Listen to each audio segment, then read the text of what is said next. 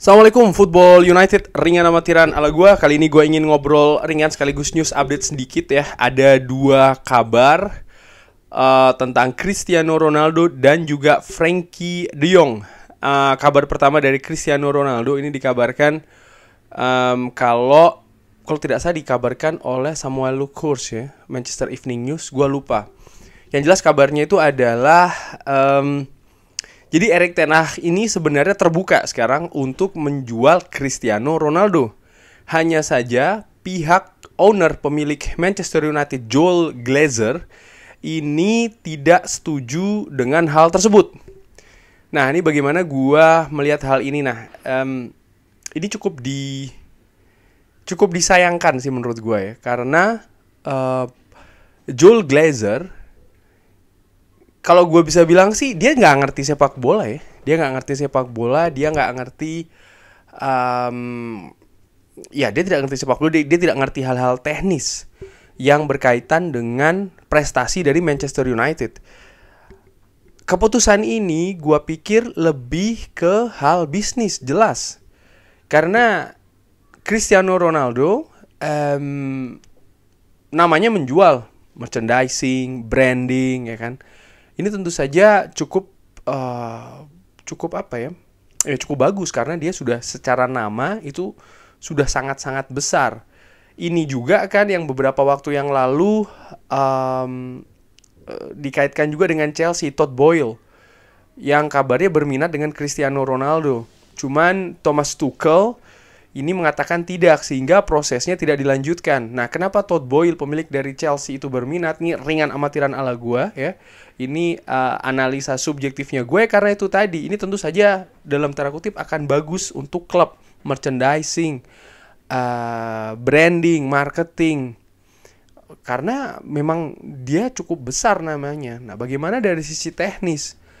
Gue melihat di sini tidak serta-merta dengan kalimat bahwasannya Erik ten Hag itu sekarang terbuka untuk kalau seandainya kabar dari, gue lupa, Laurie Whitwell atau Samuel Lukhurs ya. Yang jelas satu di antara dua jurnalis ini, kalau gue salah tolong dikoreksi ya, drop di kolom komen.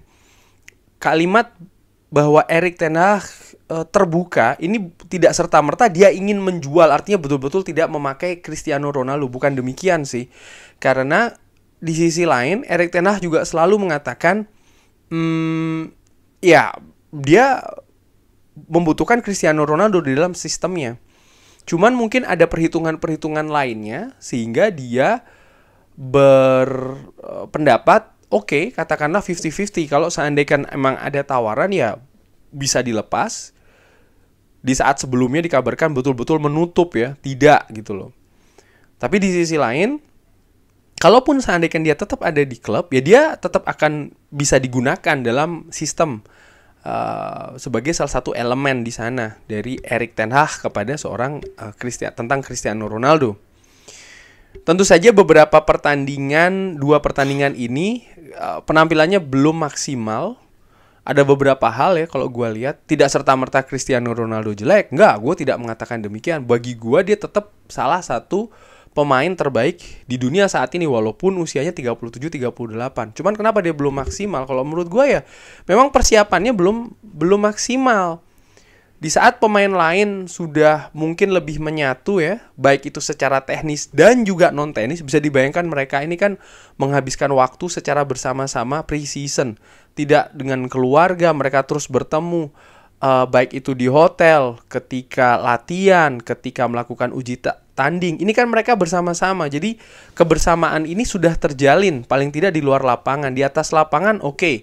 Apa yang diperlihatkan di pre-season belum bisa dibawa dulu nih ke Liga Inggris. 2 pertandingan, gua tahu babak belur.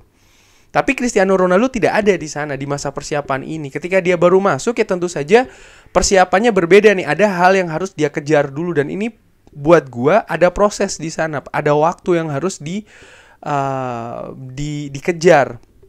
Oleh karena itulah ya penampilannya masih belum bisa maksimal. Di samping memang komponen-komponen lain dalam formasi, dalam sistem juga tidak berjalan dengan baik seperti ketika di pre-season. Ini juga menurut gua ada peran. Sekali lagi ya, buat gua dia tetap salah satu pemain yang bagus, kalau bukan bahkan terbaik ya, terbagus begitu kurang lebih.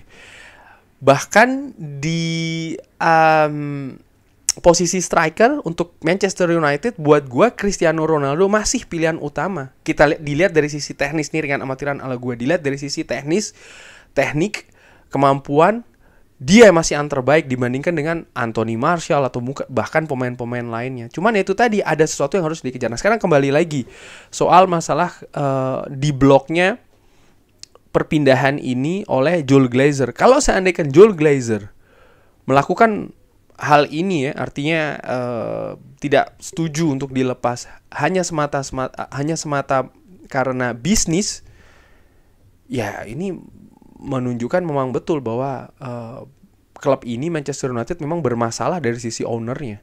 Seperti banyak sudah disebutkan, dan menurut gue pun, gue juga percaya memang ini salah satu biang masalah dalam tanda kutip ya, bagi klub. Sehingga kemauan atau rencana dari manajer, baik itu melepas pemain atau mendatangkan pemain, bisa dengan ya mereka juga bisa memveto begitu ya. Mereka bisa menggagalkan rencana itu untuk melepas atau untuk mendatangkan dengan alasan yang tidak ada kaitannya dengan teknis di atas lapangan, tidak ada kaitannya dengan taktik, apalagi strategi dan lain-lain, visi untuk membangun klub itu tidak ada begitu loh. Ya sekali lagi, kalau buat gue sih ini jelas sebuah hal yang tidak baik. Tapi di sisi lain, gue juga melihat ini bukan seperti mutlak 100%. Erik ten Hag tidak membutuhkan Cristiano Ronaldo. Di sisi lain gue melihatnya seperti itu. Dia tetap bisa aja sih. Cuman kalau seandainya melepas, nantinya pasti ada juga yang diincar untuk menggantikan. Dan ini kan tentu saja tidak mudah. Harapan gue ya, oke, kita lihat perkembangan beberapa hari mendatang. Ini sudah kurang lebih tinggal 2 minggu lagi, bahkan kurang dari 2 minggu. Musim lalu sempat ada kejutan kan, di menit-menit akhir Cristiano Ronaldo datang ke Manchester United yang ya cukup dramatis menurut gue. Buat gue sih, harapan gue adalah mudah-mudahan tidak ada kejadian lagi yang dramatis di menit-menit akhir, baik itu melepas pemain ataupun mendatangkan pemain ya, karena efeknya itu loh, pembelajaran dari musim lalu.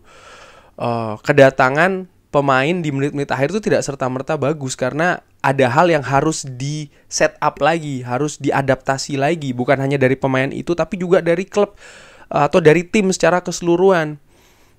Ini kan juga yang masih diperjuangkan, yang masih terus diperbaiki sampai dengan saat ini dari pre-season.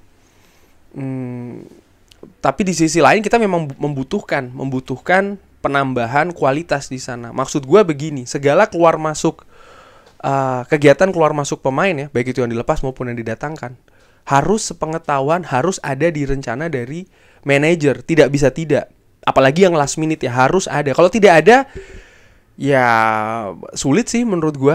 Mungkin kita hanya akan mengcopy apa yang kita lakukan musim lalu. Itu yang gue khawatirkan. Kurang lebih demikian ya. Jadi ini update berita tentang Erik ten Hag yang dikabarkan sudah mulai terbuka untuk melepas Cristiano Ronaldo, tapi di blok, kurang lebih demikian ya, oleh Joel Glazer. Kabar kedua, Frenkie de Jong, Van der Kraan, jurnalis Belanda, mengabarkan di Sky Sport, itu bisa dilihat juga, kalau Manchester United menarik diri nih, membatalkan kesepakatan dengan Barcelona. Kenapa? Karena di antara kedua klub ini dikabarkan ada deadline. Paling tidak dari sisi Manchester United ini ada deadline. Dan sampai dengan deadline tersebut tidak ada progres, karena Frenkie de Jong masih mengharapkan pembayaran dari klub yang masih belum terjadi. Nah, oleh karena itulah dibatalkan lagi, walaupun Van der Kraan juga mengatakan kalau Erik ten Hag masih tetap berharap untuk mendatangkan Frenkie de Jong ya, karena Frenkie de Jong ini hal yang ingin dibangun. Artinya strategi sistem dibangun dengan Frenkie de Jong sebagai pilar utamanya. Ringan amatiran ala gue, asumsi gue sangat mungkin ya, ringan amatiran, tapi sekali lagi ini masih asumsi gue ya, bahwa nama Frenkie de Jong ini disebut oleh Erik ten Hag ketika dia sebelum datang ke Manchester United. Dia mungkin mengajukan syarat spesifik pemain nama ya Frenkie de Jong inilah. Itu sangat mungkin terjadi, walaupun gue belum tahu ada kabar itu atau tidak ya, tapi menurut gue besar kemungkinan demikian. Dan Sampai dengan saat ini dikabarkan Erik ten Hag masih mengharapkan, masih menginginkan, masih mengimpingkan bahkan ya untuk Frenkie de Jong ini datang. Artinya apa? Walaupun deal ini sudah batal, bukan tidak mungkin dalam 2 minggu ke depan ini akan ada negosiasi ulang. Itu juga bisa terjadi. Tapi di sisi lain, dengan dibatalkannya kesepakatan ini, bisa jadi ada klub lain juga yang ikut perburuan. Walaupun kuncinya seperti yang dikabarkan oleh Fabrizio Romano tetap ada pada Frenkie de Jong itu sendiri, pihak Frenkie de Jong ya. Karena sampai dengan saat ini dia belum mau untuk meninggalkan Barcelona, tapi dia juga tidak mau memotong gajinya. Nah, maka di sekitar 2 minggu atau 3 mingguan lah ya, gue nggak tahu tutupnya kapan kalau yang Spanyol, tapi yang jelas selanjutnya ini ya akan ada mungkin ya diskusi antara pihak Frenkie de Jong dan juga Barcelona untuk menyelesaikan hal ini. Dan ketika nanti sudah berujung selesai begitu ya, kalau seandainya keputusannya dia akan stay ya sudah stay, maka selesai. Tapi kalaupun tidak, maka nah ini akan ada klub lain sih menurut gue, feeling gue, yang ikut akan melakukan perburuan. Sampai sejauh ini kan selain Manchester United ada Chelsea nih ya kan.